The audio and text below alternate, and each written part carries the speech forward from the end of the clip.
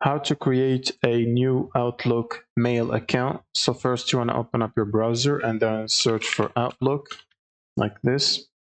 Now you want to click on the first link and it should take you to the Microsoft website. Now you want to simply click on create free account, and then it should ask you to enter an email, or basically the username that you want to use for your Outlook email. So for example, like this, and then press next. And then it will ask you to enter a password.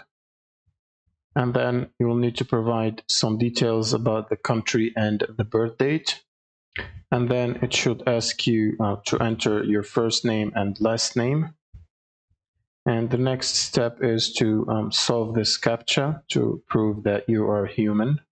And once you do that, it should basically sign you into your account and ask you if you want to use fingerprint or PIN or whatever. You can basically set this up or skip it for now by clicking skip for now. And that should take you directly inside your Outlook account mailbox. And from here, you can basically see your emails and send emails and do all of that stuff. And that's pretty much it for this video. Thank you guys for watching and subscribe.